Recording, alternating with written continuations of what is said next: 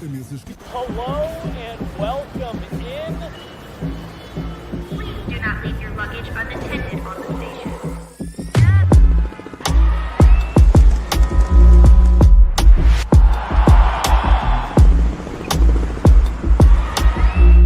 Welcome to the show. Welcome in. We are rolling on with our guest series here, Megan, this week. One of my favorite beat mates, Corey Masisak from the Denver Post. Welcome in. What? I don't know about beat mates. Yeah, well, you know, we'll move past it. I heard you laugh, and I was like, you know, I'm just going to keep going. See, I heard one of, and I was like, oh man. So I'm like in the top 9.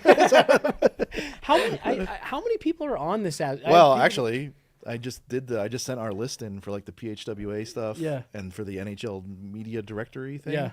I think it was 9 people, 10 people, 9, right? yeah. Counting like Ryan Bolding and like everybody who's like, you know, basically at practice almost Yeah. every day. Yeah, It's crazy. We've talked about this before about how I've covered a bunch of other teams. This is by far the largest like media group that I've been in. Like San Jose was 3 people. New Jersey was, well, for half of a season it was 1, but it was also 3 at its height. And Washington was 3 people, like 2 or 3 basically every day. So See, that's crazy because I feel like I consider us to be like we have a smallish media core, but I guess not. yeah, well, I guess it depends on who you compare it to, right? Right, yeah. But in terms of like American media markets, and like now, way more people cover the Capitals now. Like there's like more kind of like blog type people around, Yeah. or just more websites, right? Yeah. No, I think really, like when I remember, I told people like 2 seasons ago that we had, you know, like 7 people in Winnipeg. And like 11 in Oh, yeah. Dallas for the playoffs, and they were just like, "Oh my god, that's great!" I mean, like, Yeah. again, I like guess, if the Sharks made the playoffs tomorrow, there'd be 3 or 4 media people on the road with them. So. Well, and I remember not this past season, but the season before, it actually made headlines that Anaheim did not have a single like credentialed beat reporter. And I remember there being when we went there was a guy who had a full season thing, and I talked to him, and he was like, "Oh, I'd actually normally cover the something else," and his outlet was like, "They just asked me to come do this because there was no reporters." Right. I was like, "Well, what the hell?" Yeah, no, definitely top 9 for sure. Okay, I'll take it. No, but we've got the season coming up, and we figured people are probably sick of hearing Megan and I talk about it, and so we wanted to get some other perspectives. I guess the first question always just how's the summer been? I know you've been doing a lot of traveling. Yeah, it's been good. I went home for a couple weeks. Just reminded me that I do not miss the. I mean, I call it the sweat coast now. Like I basically I go home. Like I live out here for or I'm out here for 11 months out of the year, and even when it's hot, like you don't really sweat that much. It's very weird. Yeah. You literally spend 2 weeks in like the Northeast or Mid Atlantic or whatever you want to call it, and. Yeah, I came back to Denver, and I had to wash, like, I have like 3 hats. I had to wash all of them because they just had like sweat marks on them. Just wet. And it wasn't, it's just gross. Anyway, but it's good to see family, whatever. And then, got to go into Montana for a week. Nice. Saw some more of Wyoming. You are a big Montana guy, huh? I am, yeah. It's funny, like my friends, I had like a group of friends who went with me, and this was like my 4th time in Montana, but I've spent more time there than all of them have. So I'm like the guide or whatever, and I'm like, well, I mean, I know some things, but like so the funniest part was we went and did like a hike, and then we were gonna go do this other thing, and I looked at the map and I was like, oh, well, let's just take this road. It'll cut off half an hour at a time. It ended up being this like crazy, dusty dirt. Gravel road, and like we drove on it for like 20 miles, and then we get to a bridge, and there's just no bridge, just gone. So we had to turn around and go. I was like, look, I told you I don't know everything about this place. I was taking a risk here, but I think they actually enjoyed the dirt road thing. We'd start driving, and I didn't even realize it. Like there was 2 cars of people. I didn't. The other guy that was driving was Joe Smith, who covers the Wild, right? Yeah. And I didn't even dawn on me that like I grew up in the middle of nowhere in Pennsylvania and have lived on back roads, dirt roads my whole life. So I'm just driving along, and then I'm like, oh, wait, where's Joe? Oh, yeah, that's right. He's probably going like 10 miles an hour, freaking out about driving on rocks and dirt. And so, yeah. That's great. It was good. It was a good summer. So I am kind of like, I wouldn't say that every year now. And this is like my, 13th or 14th season as a beat writer. Mm-hmm. And I don't get the, this, oh my God, I'm ready for hockey feeling every year. Sometimes I'm kind of like could use another couple weeks off, Yeah. right? Yeah. But this year, weirdly, like, I mean, I don't think the Avalanche had like a super busy offseason, but I don't know. I'm actually pretty excited for hockey to start. So, Well, it was such a dud of a way it ended. Like it, Yeah. I wasn't. Last year, I felt like I was done when they got knocked out of the playoffs. I was like, you know what? I didn't want to get back on that plane to Dallas. This year, I was definitely. I had more in me. Oh, absolutely. It was way too early of an exit, hard-fought series, so I think it was 50-50, right? Could go either way, expecting the Avs to advance, and it came too soon, and in a very heart-wrenching fashion. Mikko Rantanen. We interrupt this program for an important news announcement. I'm not even going to lie to you guys. Megan and I predicted that this would happen before we even recorded the episode with Corey. The Colorado Avalanche did sign Victor Olofsson to a one-year, $1.575 million deal to slot in there on that third line and really kind of be a middle six floater for them as injuries and things crop up. This is a player with some really nice upside in the goal scoring department, the production department. He also had a really nice defensive year last year with the Vegas Golden Knights, and you know the Avs are going to be looking for him to keep that going this season. It was a big step for him defensively in ways that maybe we hadn't seen earlier in his career. 30-year-old veteran of the NHL, you're hoping that this is maybe just a new part of his game that importance was stressed on in Vegas, and he can carry that forward coming into Jared Bednar's system that definitely stresses team defense. So we talked with Corey yesterday. The Avs signed Victor Olofsson last night, and we wanted to make sure that we dropped that in right here, not to make it seem like we or Corey were unaware of the Victor Olofsson signing. Now back to your regularly scheduled podcast.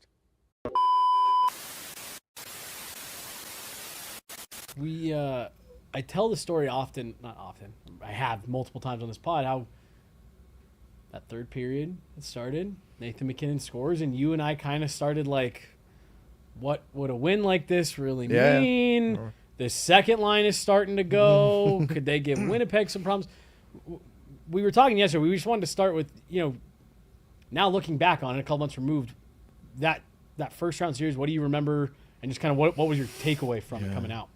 Yeah, well, I know like years and years ago, a very wise beat writer once told me that you should always root for your team to lose in the second round because before if they, no one gets fired after second round losses usually, and so that makes your off season a little bit easier, and you don't feel like you're dead. I'm sure everybody wants to try to cover like a full cup run at least once in their life, right?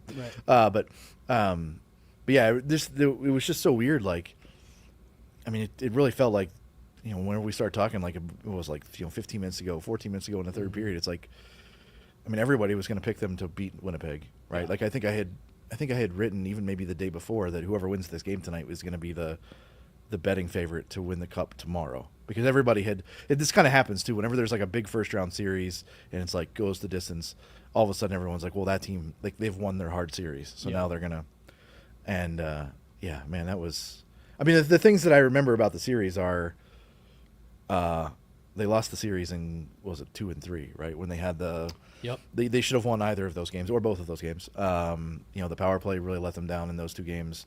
Just the fact that they didn't win the Gabe Landeskog return game. Totally. I'm sure there are guys a few guys on that team that's probably the thing that they're going to remember the most.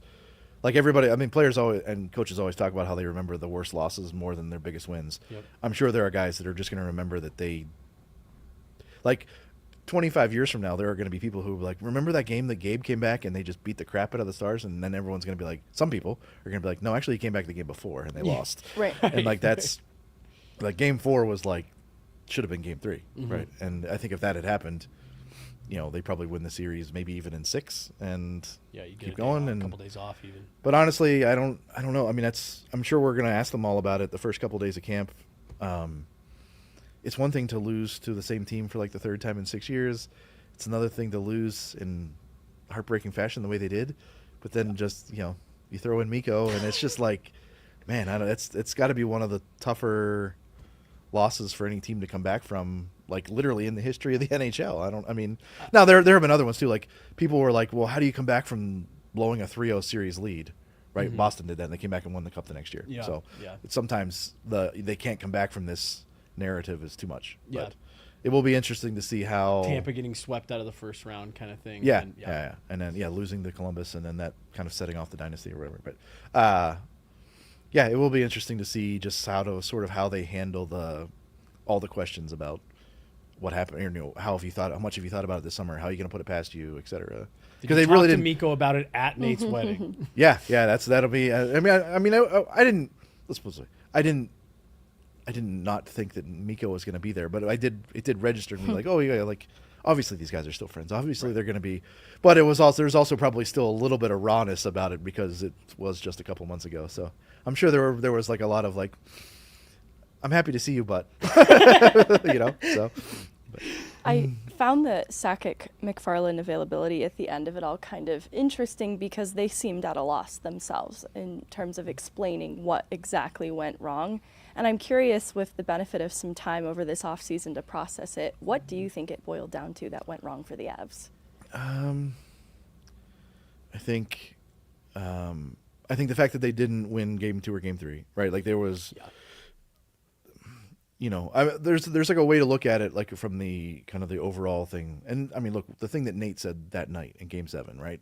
That's been like, I've seen that quote pop up like 10 times this offseason. Right. Like, if we couldn't beat them without Jason Robertson, without Miro Heiskanen, what are we going to do? Like, and I think in the moment I'm sure a lot of people felt that way. I think if they win Game 2 or Game 3, I don't know if the Dallas has the belief at the end of the series that they would have had necessarily if they were down 2-1 or even down 2-0. I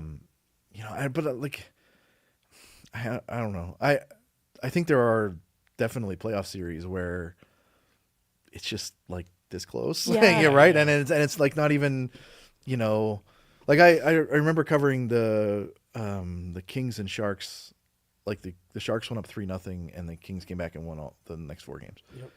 There wasn't like a lot that went wrong, right. like really, really wrong for the Sharks. They got a couple of bounces early in the series and probably should not have been up 3-0. And then they didn't get a couple later on. And so I don't know. I mean, like in the totality of the series, if you play it 100 times, the Avs probably win 58, 60, whatever, 55, which is a normal playoff series. Like no playoff series is like, well, they should have won that one 99 times out of 100. So right. I don't know. I mean, it's a very weird place for the team to be in, and honestly for us too, because like on one hand, it's like, look, they were one of the 3 or 4 best teams in the league. They absolutely could have won the cup. Yeah. And then there's also, they just blew it in horrifying fashion to their old buddy, and there's really no way of excusing that. And so, like, you have, I think more fans are probably going to be on this side of that than this, but where it's like you still have to like take the rational, like, look, they were right there, and like the fact that Joe Sakic said, I'd run it back with this team if I could, and they basically are. I'm right. I mean, their actions this summer were, they still believe in this team. And honestly, one of the things, probably the thing that I took away most from that whole thing after I talked to a few people around the league, like, what do they do now? Like, what do you do? And like the one thing that Ray Ferraro said to me that has really stuck with me is, he said, didn't they lose the year that they traded for Ray Bourque? Yep. Right. And so it was like, oh yeah, right. They did. Right. Like they traded for Ray Bourque. It was like, all right, this is it. They're winning. Yep. And they didn't win. And then they came back the next year and won. And so there is like a parallel where, Chris and Joe basically remade half the roster last year. They didn't win like they thought they might. And then they just come back the next year and are much better or do the thing. So, and then in 2021, they lose a really tough series to Vegas in which they were up 2-0. And then, the next year they come back, and I have seen, I think it was Kyle Bukauskas said, like, he picked the Avs, like kind of, tongue in cheek, but he picked the Avs to win next year. He was like, because Nathan MacKinnon said, I haven't won shit the year before they won. And this year he came out and said, I don't know what we're going to do. So I think that means, but no, for me, it's Game 2. Just like listen to you talk about, those 2 games kind of being the, maybe the missed opportunity if you're looking to narrow it down on a moment. For me, it's Game 2 because then suddenly you're coming back home, having just stolen both games on the road. Mikko Rantanen really hadn't made much noise through those first couple games. and then you're getting the Gabe Landeskog boost with a chance to go up 3-0. As crazy and chill inducing as all that pregame was for Game 3, I can't even imagine how much more riled up that crowd would have been with knowing this team can go up 3-0 and essentially, put this series on ice tonight. And that just felt like one where it was, even in that game, you were in the driver's seat for a moment and you just let it get away. And Game 2 for me was the one where Nick Kostanikis, I remember talking to him after, and he was like, they needed that one. They really needed that one. Yeah. So much I've seen people in hindsight feel that Landeskog should have played in Game 2 and it would have made a difference in the series. But I think it's a tough sell for me that is the key piece that makes the difference. Well, and do you think, because this has been heavily debated, do you think that he could have played? Or because I feel like it was part of the plan. I don't think he was ever planning on playing Game 2.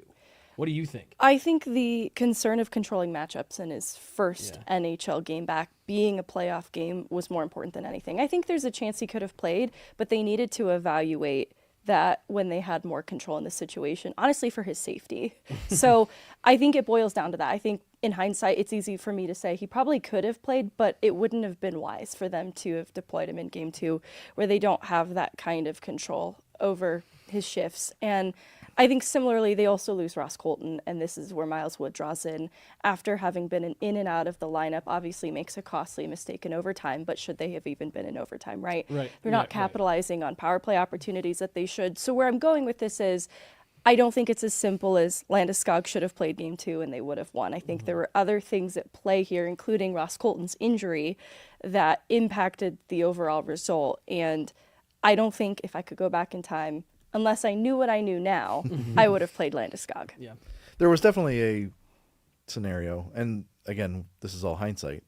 Everyone will say, well, it's Gabe. Look at how he played the rest of the series. You should have known. Right. But there was an alternate universe where he comes back in Game 1 or Game 2, plays like 12 minutes, looks really bad, and like they lose because of it, and then it's just like, oh no, now what do we do? Like, do you let him keep playing? Do you have to pull him out for a couple games and let him rest some more? Like, he could have tweaked, so I mean, I don't, given how well they played in the first 2 games, I don't really even know you can say like, oh, like they needed Gabe, like they just needed to, get one more bounce here or there, or not do a couple of things in Game 2, and Well, and I remember feeling, I actually felt bad for Miles Wood because I felt like he had actually played a decent game drawing into the lineup. I agree. And then he made a really bad mistake in overtime. And that's what I think is the consequence of having a player like that in and out of the lineup and not really getting consistent reps, is I think it lends itself to that type of mistake in OT, because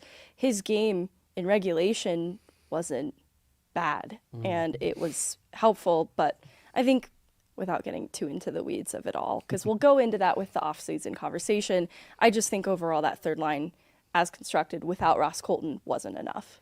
It was supposed to be, can Gabe Landeskog draw in for Joel Kiviranta to complete this third line? Then suddenly it turned into... And a Ross Colton should have been there. Right. But okay, so like you said, they more or less are choosing to run it back. A couple, Jonathan Drouin, you can't keep around. You have to attach Charlie Coyle to move the Miles Wood deal. But more or less they're running it back. I guess just what are your thoughts on...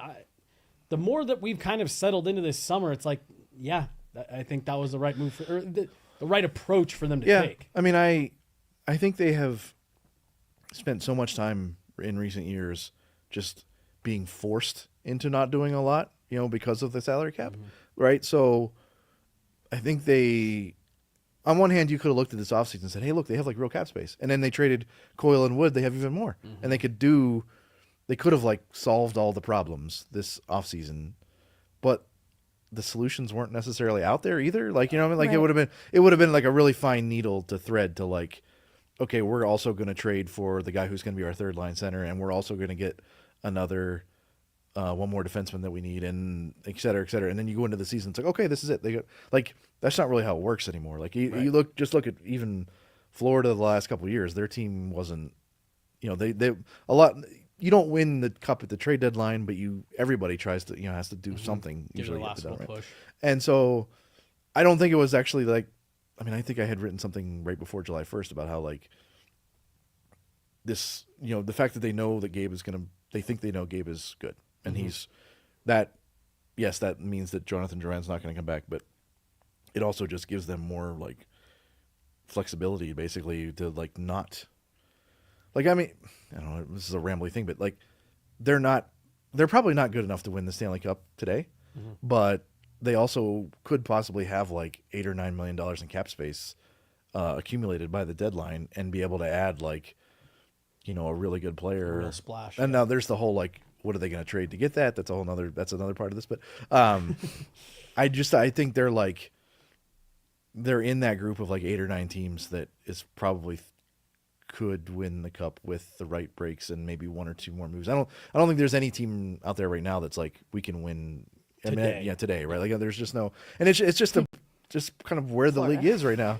Yeah, probably. But honestly, like even them, yeah, probably because they did basically bring everybody back. Yeah. But they're also going to be going on now. Are they going to make the cup 4? Are they going to make the final 4 years in a row like that with all these old guys, right? So I don't know. It's just a weird point in the league where there isn't.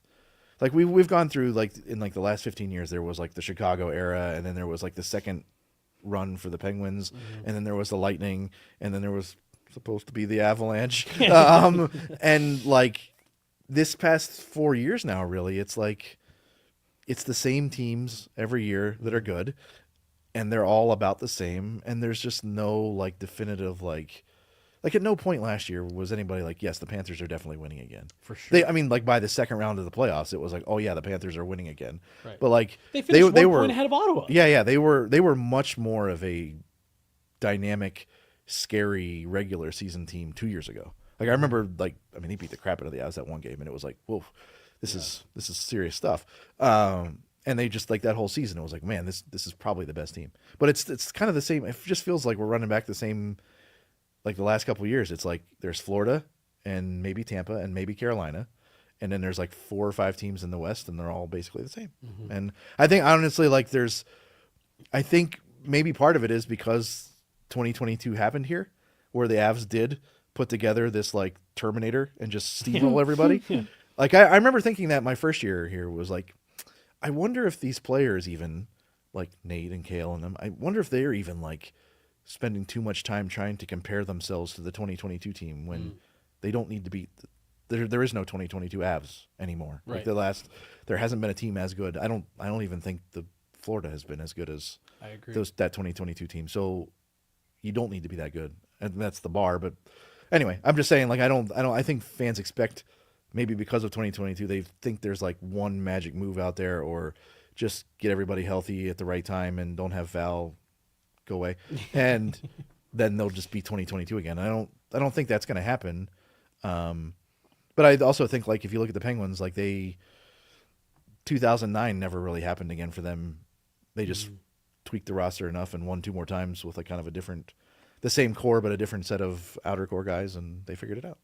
Well, and to your point about like the moves that they've got to make, and this is something that Megan and I have talked about, is like they're such different moves than what we were talking about this same time last summer, where it's like, well, who's going to be your 2C? Yeah. Who's going to be your goaltender if Georgiev can't? It's like, you need some third line wings, 7th D if you don't want Keaton Middleton back there firing slap shots 4 feet wide. And like those are much more palatable problems to have to be addressing. It's weird. Yeah, you're right. Like I guess it might depend on how you feel about Brock Nelson. Yes. Like I think if you had told Avs fans on what is today, August, whatever of last year, hey, from February until the next year and the year after, Brock Nelson is going to be your number 2 center. Like that's going to be the guy. And given where things have been the last couple of years, they would have been like, oh, actually, they might have been like, wait, what happened to Casey? Yeah. But that's true, right? So I guess at this time last year, people did feel pretty good about Casey. But Brock Nelson is a different type of player. He's bigger. He has tons of playoff experience, whereas Casey had almost none. And so, yeah, you're right. They need a third line center. Like Or I mean, it's possible that Jack Drury like just kind of has his like moment this year and figures out that he can do it. But yeah, they probably need one more center. They have a bunch of guys like Ross Colton and Parker Kelly can play center, but that's also like they're more like November centers, not May centers. I guess that seems like it seems like the Avs have had one of those the past couple of years, right? But yeah, and I honestly like. I mean, how does Brett Burns fit?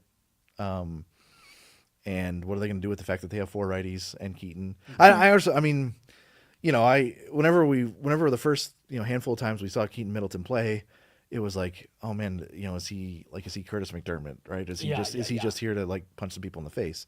And like, I mean, would you want to have Game 7 of the conference finals with him on the lineup? Maybe not, but I do think that like, I think they see like some real improvement in him from 2 years ago to this year. And so again, like this is, if you're worried about your number 7 or number 8 defenseman versus who's number 5 going to be, that's a big difference. Yeah.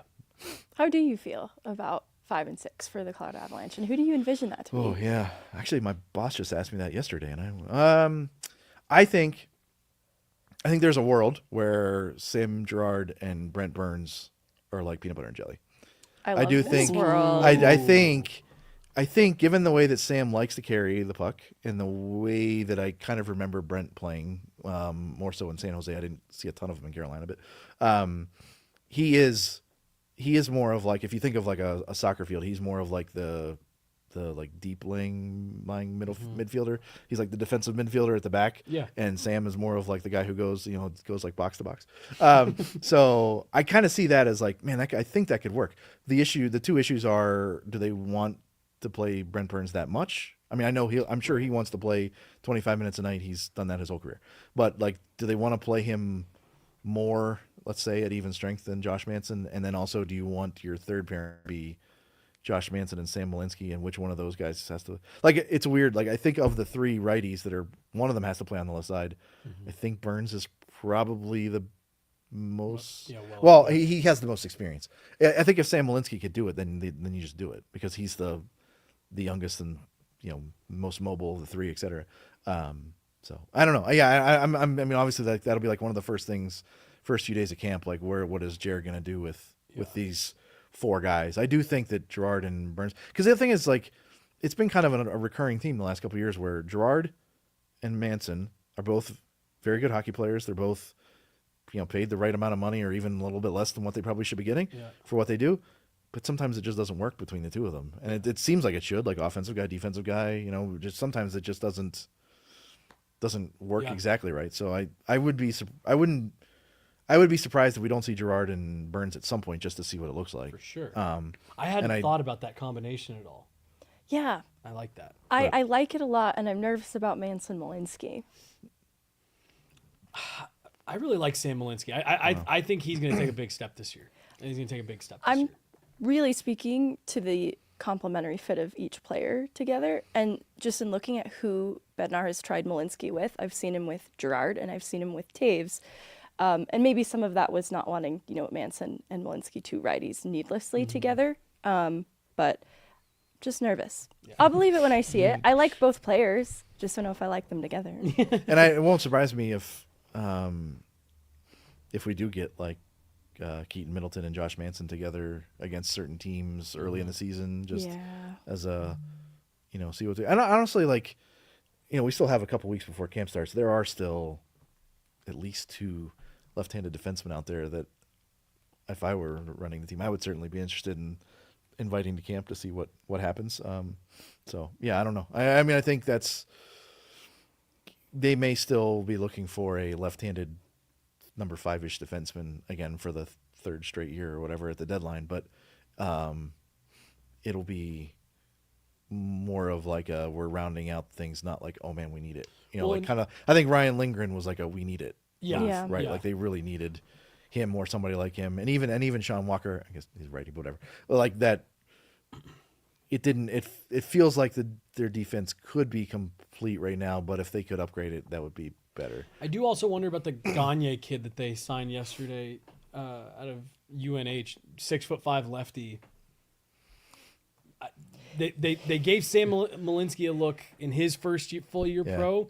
I just wouldn't be surprised to see them try it, just to see what he looks like, depending on how he starts. With the Eagles.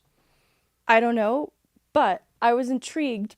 I'm not intrigued enough to pencil him into an NHL lineup, but I'm intrigued enough to point out that some of his defensive metrics that I didn't even know they tracked at the NCAA level were kind of interesting in his own end in terms of like blocked passing lanes, blocked shots, obviously, stick checks. They were tracking all this, and he's in the top 10 in these categories in his own end. So a strong defensive player that also QB'd their power play as well, has a heavy shot.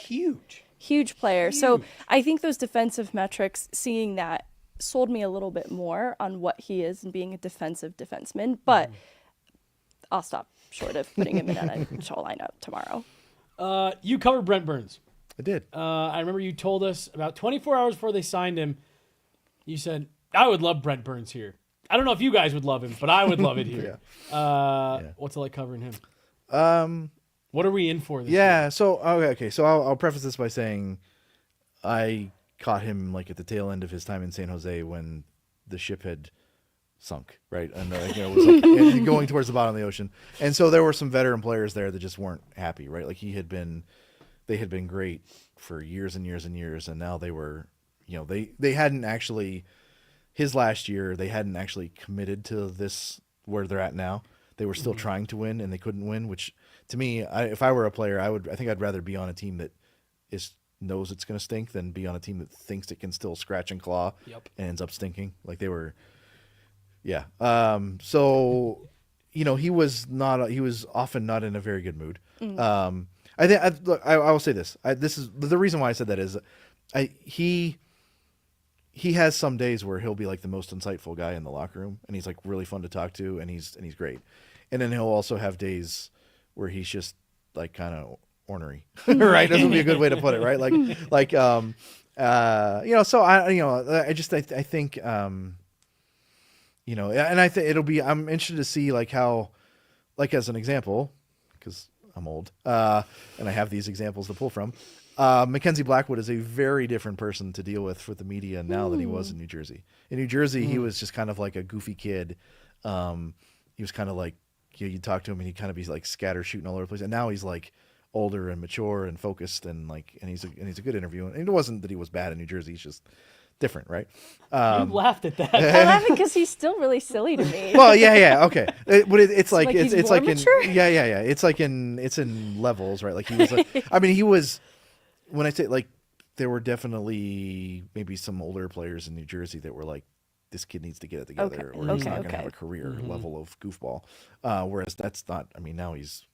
It's like he was here and now he's here. Maybe he's not like, up here with Nate and Kale and all those guys, but no, so I do think that Brent, like it, I saw him in Carolina a couple times. Obviously, like most specifically, like I was in their locker room right after they traded for Mikko, right? Like I'd gone to see Mikko on Long Island, and he did seem like it's one thing to be like the old guy, veteran leader who's been on the team for 12 years. Then you go someplace else and you don't have to deal with that anymore. Like you can be, but you don't have to be. Like you can just kind of like settle in. Like I'm sure even Brock Nelson feels that a little bit too, where he doesn't feel like he has to be one of the leaders on the Avs. He can be, but he doesn't have to be. So I think that could probably help Brent too. Also, I just think he's going to love it here. Like just like speaking from experience, you live over on that, you come here and then you're like looking at the mountains every day, and it's like, and I do think the two things I'm most fascinated with Brent are him and Nate going to be like, which part of Step Brothers are they going to be? Like, are they going to be like, do we just become best friends, or are they going to be like, trying to kill each other? And then also, yeah, right. Like they're, and then also like, I think Bo Byron was a big hunter, right? But he's, as far as I know, he's like the only guy who was like a big time hunter. Yeah. So now Jared has like a hunting buddy too on the team. So we'll see how that goes too. But do you have any insight on the backpack? A little. I know. I need to actually look up. I kind of want to do like just like a Google search and see. I know people have tried to write about it, like at different points. I And they all go missing. When they Yeah, start yeah, about it. right. Yeah, no, I mean, I know. Look, he's got like a full like individual coffee maker in there. I've seen him like actually pull that out before. It's not I forget which kind it was. That was like 3 years ago. Anyway, yeah, it's I don't think it's like. I feel like the myth of it all has kind of like maybe even surpassed the whole What's like, actually well, yeah, in yeah. there, I mean, yeah. he just had. I mean, I think the fact that it's so big and he looks almost like Goofy, like like all these guys are like carrying these like little bags on the trip, and here comes Brent with this big giant military backpack on his rucksack or whatever on his back. But I think the coffee maker is probably the thing that takes up the most space and is the biggest thing. So, I don't, and then there are like other players take like PlayStations or Xboxes with them For on the sure. road. So but yeah, Like you said, he's really into coffee. He's really into his like his fitness and recovery stuff. That's what we guessed. Right. The one thing that's the Recovery. thing that with him and Nate that's interesting to me is they both love being on a bike. It's just that Nate does the stationary bike thing after games, whereas one of Brent's big off-season training things is he just rides his like outdoor bike. Interesting. Oh. In like the 100-degree heat in Texas, and that's a big part of his off-season That's training. Is like interesting. there's like where his ranch is in Texas. There's like some hills, maybe some like smallish mountains over there, Yeah. and so he just does like a lot of mountain biking Yeah. as part of his off-season stuff. So See, I think the the work ethic is going to resonate with Nate a lot. Like I Yeah. think they're going to get along because we're even seeing the videos of him already out getting in some good work at family sports. I think that's going to resonate between the two. With Keaton Middleton. Right? Yeah. no, I do think I think there was also probably a point in Brent's time with San Jose where the turn had started. Like he had the turn from I'm one of the 10 best defensemen in the world to I'm not that anymore. Yeah. That started to happen, and like those guys, I mean they're all proud, but I'm sure he is like among the proudest because of how much he's played, how much like he prides himself on playing 82 games and playing 29 Right. minutes if he needs to a night or whatever. So like I think there was times where he was really frustrated in San Jose where it was like, wait, I made that play 3 years ago. Or that didn't happen. What's going on? Like I'm guessing there's probably some of that has probably like kind of filtered its way out to now where he's like, now he knows like I'm 40 and this is what I do well. This is what I can't. So I don't know. He's also just an interesting player to watch play defense because he looks like a pterodactyl out there sometimes. Like his stick is so long and he's big and he does like I know like here, right, the thing with EJ was like the dive thing, Yeah, right? yeah, Sorry, yeah. I sound like an idiot, but like the diving on the slide, 2-on-1 thing. yeah. The first time I saw EJ do that and I saw you guys all talking, I'm like, oh, that's what Brent Burns does. Really? Like so I don't know. So he was the first person I saw do that like with any regularity. Yeah. But he does. There is just a lot of like, I don't know how to describe it exactly, but just a lot of sweeping motions with his giant stick. Yeah, that, it's like a long that reach. end plays. So that's sort of a and I the other thing is he I don't know where he's really going to fit on the power play, right? Like, but there's probably going to be a spot for him somewhere. To me, the interesting thing is he's always played at the top. And the thing that like he's one of the things that he's one of the best ever at is shooting for sticks. Like I mean, him and Joe Pavelski were like just crazy at Nails, Pavelski tipping his point shots. And whenever I was in San Jose, I used to always call it like his looks more like a stinger to me, like a golf shot. Like it's like low line drive instead of he doesn't like take like a big huge slap shot. It's like a real little thing. Anyway, I don't know. I mean, but like they have Makar and Taves, and they've been running the power play here for years and years. So maybe he does have a pretty big shot. So maybe he does end up as like in almost like the Ovechkin spot on the second power play or something. But I mean, they're not afraid to put Yeah. more than one defenseman out right, there. certainly. Yeah, they've tried the 3D. Didn't love it, but I think in seeing the success of Florida's second unit on the power play, maybe the Avs with a new coach running the power play will give some consideration to that second unit if it has Brent Burns on it and it's effective. New coach, Dave Haxtell. Again, I want to preface what I'm about to say. I think the Avs, as an organization, still love Jared Bednar. I think he's a very popular guy in that office. I don't think anyone's in a hurry to get rid of him, but this definitely did feel a little bit like there's a guy right here. Yeah. If break glass in case of emergency, and there's a little Dave Haxtell inside the glass. I could see that because like whenever I think Ray Bennett was very popular too. Like I don't know. I've never heard any player say anything like even remotely, like even in a joking manner, bad about Ray. But when you fire the power play guy because the power play wasn't good in the playoffs, I almost expected them to hire a power play guy, like somebody who was like, oh man, this guy ran this power play in 2017 and it was the best in the league, or what. So like, and for example, like even when Dallas's power play, whenever they fired DeBoer, Steve Spott's been with DeBoer forever. It was like, oh well, maybe they're gonna go. He's run Dallas's power play. So I mean, I'm which is a way to say like, yeah, they hired a guy who has head coaching experience, so that anytime it's like, instead of getting like an up and coming power play whiz, they got a guy who has a head coaching experience, which is different. I can't really say like, oh man, like the power play that Dave Haxtell ran when he was the assistant in Toronto was some sort of revolutionary thing or anything, but it was good. So yeah, we'll see. I mean, it's definitely, that was another thing that's whenever you like meet with your boss about the start of the season, that's one of the main topics that will be like, well, what if, where's Jared Bednar? Is he on the hot seat? Like, well, what if they don't win this year? Does it, so I would say there should be very little like of that right now.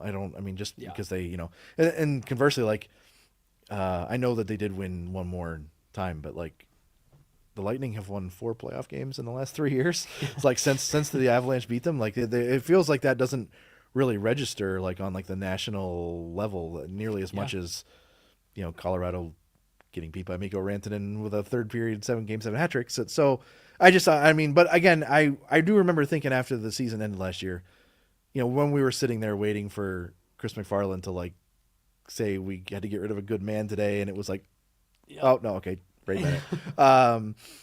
Did I just try to do the Ross Colton face? That was weird. I remember coming away from that day thinking, well, they shouldn't start next year 6-15 or 6-20 or whatever. Like I think, and honestly, like there aren't that many coaches. If any, like if the Lightning start this year 6-15 or 6-20 or something crazy, John Cooper's probably getting fired. Like that's so that's not really like a aha moment or anything. It's just they just get off to a normal start.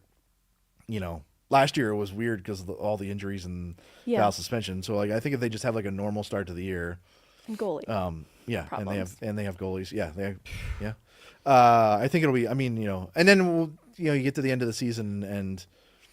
If they go out early again, I'm sure the temperature will be there. That'll be just a conversation that'll just, and I'm sure he knows that too. It's like, I mean, only a select few number of NHL coaches get to last even this long in one job. Right. Yeah. And so like, it was Jared and John Cooper and Mike Sullivan. Well, I mean, Mike Sullivan won twice with Pittsburgh, but eventually it just comes to an end. So. Do you have any insight into Haxtell as a coach? I've heard different things about that first year in Seattle, really connecting with his players and then kind of losing the room near its end, and some of maybe his style as a coach impacting that. Yeah, I've heard. I'm trying to think. Seattle. He was also in Philly, right? I've heard that he can be pretty hard on his players, right? And I think that's pretty similar, like Pete DeBoer, right? Like, right. I mean, I'm not saying that Dave Haxtell is Pete DeBoer, but just in style, like any coach that's like really hard on their players, eventually that you either keep winning or that even like or in Pete's case, even if you do keep winning, it still wears off on people eventually. So but I don't know. I'm pretty interested to reach out to some people in Toronto and find out like what was he like as an assistant, right? Because it is very different. Like. John Tortorella is a different coach whenever he's an assistant coach than whenever he's, the guy in charge. So, I don't know. It's definitely, it's interesting because they had the same two guys for so long, and they haven't had like a former NHL head coach, like somebody who's been through those types of experiences on Jared's bench ever before. Yeah, I was gonna say, I don't think so. I'm trying to remember what the staff was his first year before. But anyway, it was Andre Tournier, who then became a head coach, and oh shit, it was one of other Patrick Waugh's other So no was to the answer answer. your Yeah. question, So I mean, I do think that brings an interesting / different dynamic to the room, but I honestly don't know if that's really like going to change things too dramatically as an assistant. So. So I wasn't originally going to talk about this, but so Dallas bringing Glenn Gulletson back is like the most NHL thing of all time. But I want to just park a second and talk about Pete DeBoer. Did you cover him in San Jose? No. Or in well, I mean, I've been like around him during playoff series, right? Like he, I covered the cup final that he got to in New Jersey before, but it is weird. I have covered the two of the places where he had lots of success, and the fan bases there didn't appreciate the success they had with him. We're happy to see him go, and then said, "Oh shoot, can we have that success back?" Well, and so that's what I wanted to just talk about real quick. Because again, like you've seen him in different stops. We've obviously covered him the last 2 years now, in these series. And the Avs have a lot of experience with Pete DeBoer, but it really is just such an interest. Because again, like every time that matchup comes up against Jared Bednar, Pete DeBoer's such a better coach than Jared Bednar. It's like this is like his fifth team. This will like his next shot will be like his fifth team since Jared Bednar got hired. Yeah. And it's just such an interesting dynamic because obviously there's something there that he does really well. Mm-hmm. To me, it feels like he lets emotions get the best of him. That's maybe something Jared Bednar is. People get critical that he doesn't get emotional enough. Yeah. But like, how is it that a guy like Pete DeBoer, with as much success as he's had, is on like his third straight stop where it like it really like burned out. Yeah. Like we need to move on from this. Yeah, and it is kind of interesting. I mean, I think part of it is just that, like I said, the players just sort of they buy what he's selling. He gets results, and then at some point, the players are like, "No, we don't need you to yell at us about that for the 34th time or whatever." Right. But I mean, the one thing with him too, I think Pete is probably like a pretty unique case, even in NHL history, where like he is unquestionably one of the best coaches in the league. Mm-hmm. But then there's also like he's never won the cup, and would you really want him to? Like you certainly wouldn't want him to coach a certain type of team that you have. But yeah, I don't know. I mean, the one thing that I saw from last year that I hadn't really thought about it kind of stuck with me was one of the guys in Chicago had mentioned on social media, like, when everybody talks about Pete's Game 7 record, right? It's just like crazy, unique / just, I'm sure there was a couple in there that were just kind of fluky, but someone there pointed out that, well, I mean, Joel Quenneville never coached in Game 7s because his team's always 1-6. And there is, not to defend Joel Quenneville in any way, shape, or form, but that team, I spent like 3 postseasons in a row being around that Blackhawks team, and it was crazy to see them get to 2-2 in almost every series and then just roll through Game 5 and Game 6. That was like their thing. They at one point they had won like 12 or 13 straight Game 5 and 6. Just crazy. They were just the ultimate closer. And yeah, I do think that some of the stuff that maybe happens in the middle of a series when Pete is the coach might lead to them getting to Game 7 more often. And then, as we've seen, you, outside of really the 2014 Los Angeles Kings, playing in too many Game 7s eventually does get you. Right? Like that was even the and I covered Bruce Boudreau when he was the coach in Washington, and this was a thing there too, where everybody loved him.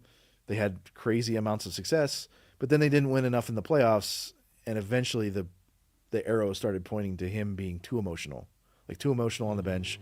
You got to be like, even people behind the scenes there were like, man, he's too emotional, like even in between games, and so it's just kind of, I don't know, I mean, everybody kind of has their thing, right? Like, I mean, John Tortorella won the Stanley Cup being the most emotional guy in the world, and then he also has had not much success since then, or not enough, and maybe that's been part of it. I just like watching him pull Jake Otten during that moment. I was like, what in the hell are you doing?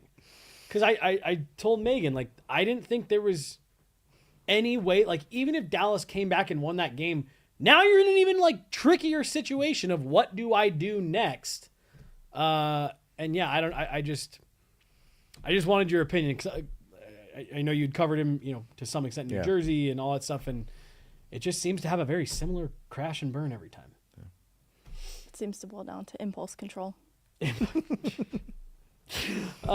He's really disciplined otherwise, and then he snaps. Well, and it's just it's decisions that, and then we actually just, I think last week we're talking about the Game 7 stuff, where it's like, you know, that's a good team, but you eventually get to a point where it's just like you know it's not a group made up exclusively of young guys. There's, you know, a lot of your core, a lot of the guys you're banking on production are older dudes, and they played 15 games by the time you get to Game 2 of the conference finals. Yeah, it's like, holy shit. I'm just gonna do it. Kiviranta. Yeah. So Megan and I did our show right after. We both made the argument. If I'm looking at Joel Kiviranta on this contract by itself, nice, good bit of business. We were talking earlier. The Avs still have a third line that they need to solve. We just thought it was weird timing. Not that bringing Kivy back is bad, but like it was a running joke last year. Like, oh, playoff Kivy showed up tonight, because he really struggled up until the playoffs 2 seasons ago. Then it felt like this past season was kind of like the inverse. Yeah, I was really surprised, honestly. Like, he scored 16 goals and has been like a trusted guy in the playoffs for 2 different Western Conference powers, right? Like, I'm just surprised that he didn't get more, honestly. Like, I really, whenever the offseason started, I probably would have said, I bet he gets like around 1.5, or he gets like a 3-year deal. Those were kind of the 2 things. Like, I didn't necessarily think that like a team out there was going to give him like 3 years and 1.5 million each, but maybe somebody would give him like 3 times 1.25 or 2 times 1.5, something. Like, I thought he was just going to get more, like just more money, a little bit of stability. Seems like so did he. Yeah, I'm sure he did. It does feel like he's just one of those guys. It happens every year. There's like 3 or 4 guys who July 2nd comes and they haven't signed, and it's like, oh, well, now what? And then July 3rd happens, and then July 4th happens, and then all of a sudden it's August 1st, and you're like, wait a minute, why isn't that guy? Yeah. You know, sometimes the teams literally just kind of finish their July budgets, and then they're just like, all right, we'll grab a couple guys before camp, and then. Yeah. But I don't know, and I also don't think. I mean, he doesn't have to play on the third line. I could definitely see. I'm just trying to do this in my head. If they add one more forward before the playoffs and everybody's healthy, he probably ends up on the fourth line even. I don't know. I think part of the thing with him is a lot of people probably want them to get bigger and meaner. Like, that's like the thing. If you're going to point to like the one thing that they need to do, they could get a little bit bigger on defense, although they added Brent Burns. He's pretty big. But going into a playoff series with, you know, Malinsky and Makar and Gerard, and Devon's not great big either. But anyway, just having the size of the defense core, again, it wasn't an issue in 2022, but maybe it is now. And also like the bottom 6 is just like, if they could just add, you know, a couple of guys who are big and mean like the Panthers have, like, I'm sure that would make everybody happy. But like, they don't all have to be that way. You don't need 7 of those guys. You just need 1 or 2. And so like, and there really wasn't a lot of that out there in July. Like, there were no like bottom 6 forwards out there where I was like, oh man, that could be like he could be name a bottom 6 guy for the Panthers of the Avs. There just wasn't a lot of that out there. You know, like Milan Lucic just signed a tryout with the Blues. He hasn't played in like 2 years, right? So I'm certainly not saying like, I don't know. I think that he'll, you know, they began the offseason with not enough forwards, right? Like, especially with Logan Hurt, and, you know, bringing back a guy that, and look, you know, people have, from the outside, people have things that they fault Jared for. I think one of the more like rational / internal criticisms is that it's hard to gain his trust Yeah. Like it's hard for the kid. They cycled through like 50 guys last year. Part of it was maybe because those guys from the Eagles weren't good enough, but also maybe it was just because it's really hard to like get on the good side of Jared like Ivan did for 40 games or whatever. So you're just having a guy that he's like, that's just one more guy that he's he's going to put him out there. He's not going to worry about him. He's not going to score 16 goals again probably, but Right. if he just I just look at him as like, would you? I don't know. I don't think the 500,000. Like if you could have signed him for 775 again, that would have been great. But he did score 16 goals last year and has earned something of a raise. So yeah. I just saw a bunch of people that first day they were like 1.25 for a 16 goal score. What a steal! It's like I wouldn't bank on that. Yeah, I wouldn't bank on that back-to-back years. I think if they go into, if it's like game one of the playoffs and he's on your third line again. Then maybe you're like, okay, well, maybe there's like 2 or 3 injuries or maybe something. But like, I'm trying to think like the top 6 feels pretty set, and then right now the third line is probably Colton, Drury, and it could be Kivy, it could be Kelly. Should be probably could That's be Logan. a November third line. Could be Logan. Yeah. Could be Logan. Yeah. Again, right. You're right. Like it was an interesting thing. Like where, to me, it was always like whether it was intentional or not. It was always kind of Jared's like subtle like get me some dudes. Whenever he kept comparing the third line to the 2022 fourth line. Right, and he was doing it complimentary. Like he's like, these guys really remind me of our fourth line in 2022, but it was like, but Jared, that's your third line right now. And then eventually, by the time the playoffs happened, it was the fourth line after they did all the shuffling. So, I could definitely see. Yeah, it was, and so I could definitely see basically the same thing. I could see Kivy playing 67 games on the third line this year, and then being on the fourth line for game one. But what does that do to the Kelly OC Drury line? Well, who are you killing? who am I killing? MFK, yeah. Colorado Avalanche. Well, we don't know. fourth We line. also don't even know. I mean, look, if they're gonna do, if everybody stays healthy, which will never happen, but if everything stays not like break glass curtain, if they could just stick with generally what they've got now, and they have a decent amount of cap space accrued by the deadline, they just add guys and don't have to worry about. But the other thing that they have still is, they still have Ross Colton, who could be moved to get a real third line center or a upgrade on defense, or he's just in that right, like the contract makes sense. Mm-hmm. Yeah. It's good if he's the third line guy, but there might be a way to move him anyway. Yeah. Sorry. So, I mean, I would say there is still a world where the third line could be Colton, new trade guy, and somebody, Kivy, whoever, and then Cool then your guy. Cool yeah, guy. and then your fourth line is those 3 guys again. Right? Yeah. I support it. All right.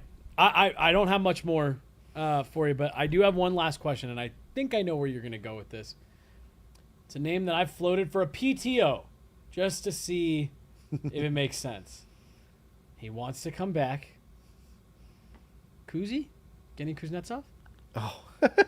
Now, I do wonder about putting him and Val on the same team. I do worry about that.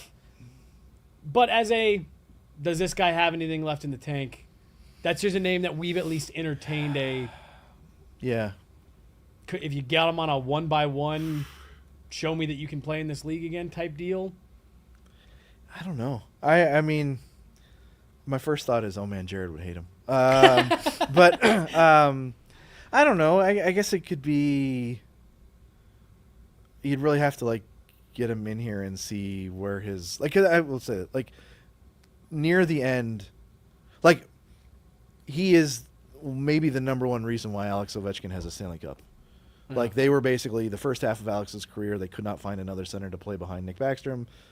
They waited like 4 years for him. Like they thought he was only going to take 2 to come over. He took 4. George McPhee probably lost his job because Kuznetsov didn't show up on time, and they just couldn't find a number 2C. Kuzi shows up. He's great. They win the cup. Yeah. He's also a huge reason why they only have 1. because they gave him the money, and like my friends in DC who like loved the guy as he was doing this weren't real big fans as he was doing this, right? And so I think the biggest thing for him, I mean, he's fun to watch. He's amazing. He's amazing with the puck. Would he really fit as like a third line center? Right. Is he going to play any kind of defense that would work in that role? I don't know. I mean, it would be. I mean, I guess in the same way that people were intrigued by the idea of Jonathan Taves, like just lining up, just lining up the names of those three guys. It would be interesting. But yeah, I don't know. I would actually be like, it would be intriguing to see it, but I could certainly. It's not hard to make the case for the Avs brass why they wouldn't want to do it. Just for a number of reasons. For sure. that was just a name, like I said, I've lobbed it at Megan enough times that I was like, well, I know Corey covered him, so I thought that'd be a good. Yeah, he's funny, and he's just I think that's why I say yes, is because he was launching pucks at our heads when we were doing a hit at the down at the glass. boarding skate, down at really? the glass. And I was like, you know what? He seems fun. Yeah, no problem. But I mean, the guys honestly, like, I think I mentioned them in a story the other day. I'm surprised that Ryan Suter is still out there. I don't know what his deal is. If maybe he's not sure if he wants to play or like, and again, do you really want to have like the two oldest defensemen in the league on your roster? But he was pretty good last year, and can certainly play in a small role. And then the other one is, I'm not really sure what the deal is with John Merrill either. Like he's never been still out there. Yeah, he's still out there. He's never been anything more than like a 5 or a 6 probably, but he's like 6'3". He's pretty physical. He's pretty good on the penalty kill. Like, it just seems like you'd want to have him. There just should be like 10 teams that should want him to be like their number 7 or possibly the number 6. Well, and like Eric Johnson is still in town and he's skating a lot. That's another righty. Yeah, I just don't. I don't. You're not going to carry 5 righties and 2 lefties. Right. So. Megan, do you got anything else? All right, one question. What's one aspect of the Avs that people aren't talking about enough going into next year? One aspect that people are not talking about enough.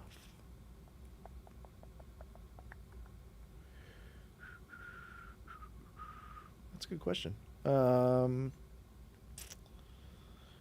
know. I mean, people are probably talking about the fact that they have like real goaltending for the whole season, or just like settled goaltending. That's probably not it.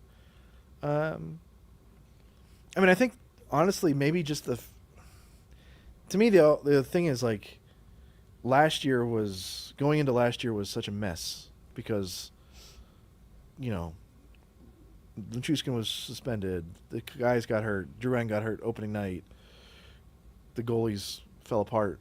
It just I think there's like a notion that things are falling apart a little bit because of how the season collapsed last year, whereas I feel like there's a possibility that they're just going to come out and start the season like 10-2, or 12-5 or something, and it's just going to be like, oh, no, yeah, they're still good, like that, like there's going to be this like recognition that like, oh yeah, and then everybody will nitpick like, well, who's the third center going to be? What are they going to do with these 4 righties, etc. But I do think just generally, it's weird. I think this happens in places.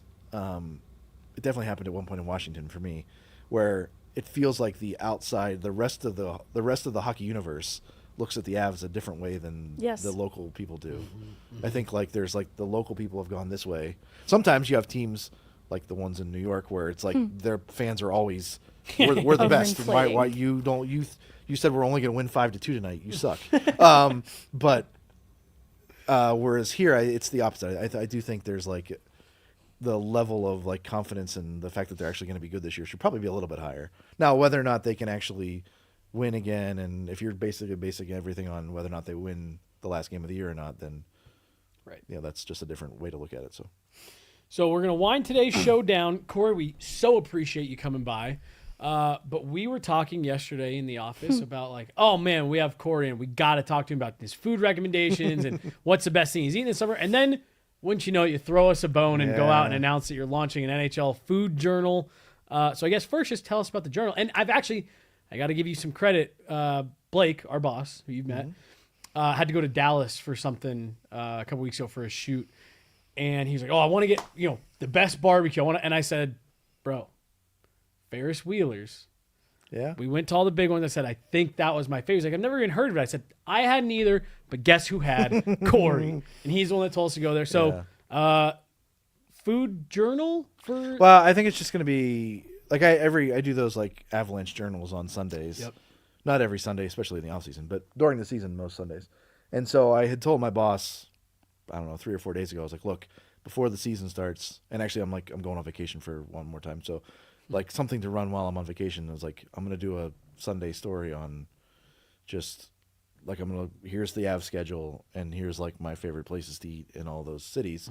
A few other people do them around the league. The Athletic did a great big one in 2019. It's like thousands and thousands and thousands of words.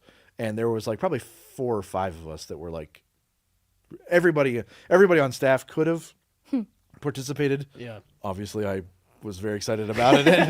And like me and Marc-Antoine Godin, who's in Montreal, and a couple other guys, me and Mark especially, were like really into it. And if you read that story, if you go back and find that, there's a lot of said Corey Masisak in there, or said Marc-Antoine Godin. So there was some recommendations in there, but I think I'm gonna try to do, assuming my boss doesn't look at it whenever I turn it in later today and be like, this is way too long, is basically every, like starting with Los Angeles and then Buffalo and then just going down the schedule, something close to the arena, and then something that's like worth the trip, right? Like, so something that's like not by the arena, but it's like, so, there's a couple of places like Chicago. I just did Chicago last night, and like, there's a couple of okay places right by the arena, but like, it's such an amazing food. So so there's a couple places where I stretch the like next to the arena. Yeah. It's like, maybe this is like a 25-minute walk from the arena or a 10-minute ride or whatever. But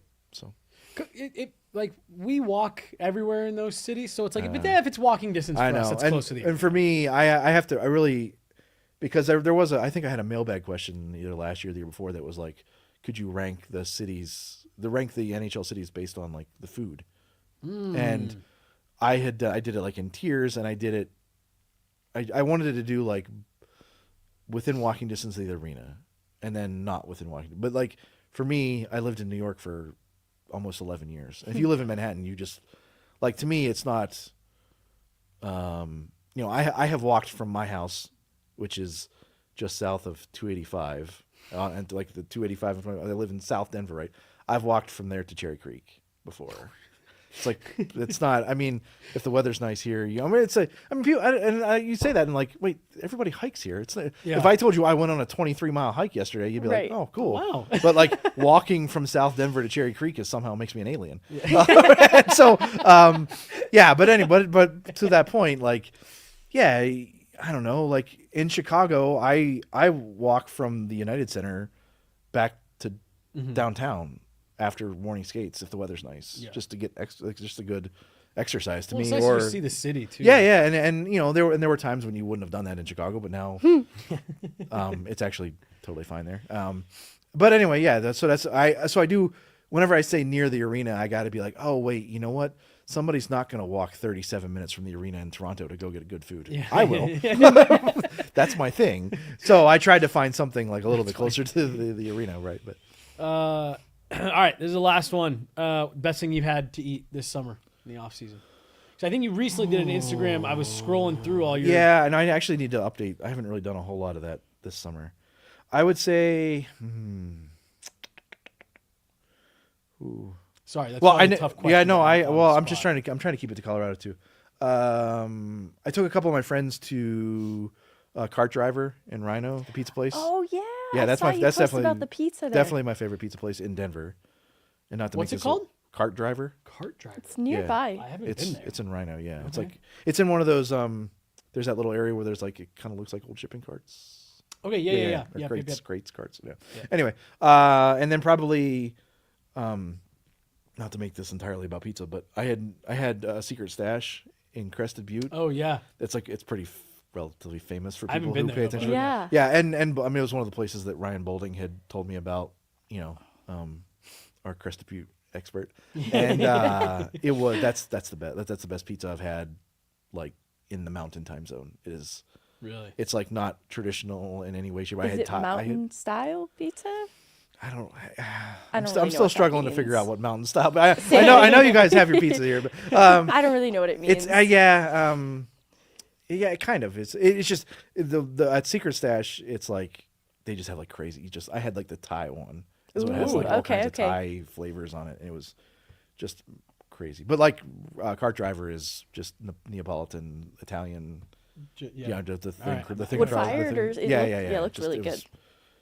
Really good. So Did you see? I can't remember who it was. There was some big publication that put out a list of the ranking each state for pizza, and Colorado came in at number 1. Yeah, I don't know. And I remember, I'm not saying there isn't good pizza here, but I just thought that was interesting. Yeah, I don't know really how people do those rankings. And I mean, I think I might have mentioned this. I'm sure I've mentioned it to you in person before, but like, I lived in New York City.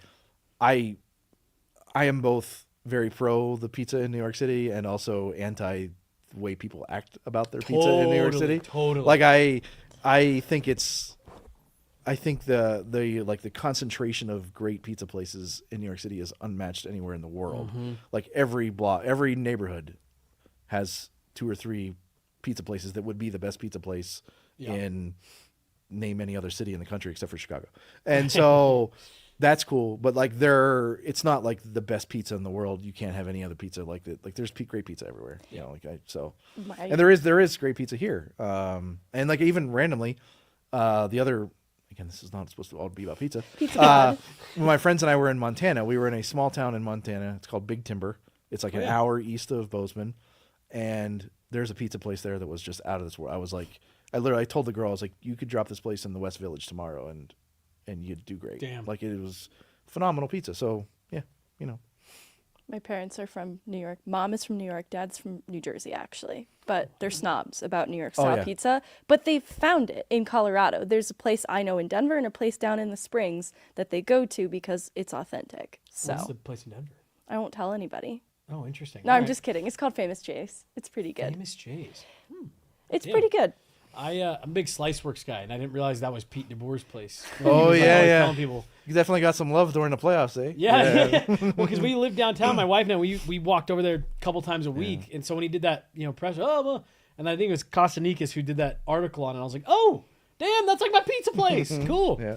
All right, well, Corey, we really appreciate it, man. We are, I think like 2.5 weeks out from getting this going, and we're gonna be seeing you every day. The golf tournament on Monday, and then I guess the rookie tournament before that. Yeah. Yep. So, should be fun, man. But we're looking forward to it, and glad we got to see you a little bit early. Yeah. Thanks for having me. Thanks for stopping by, Corey Masisak, Denver Post. Thanks for stopping by.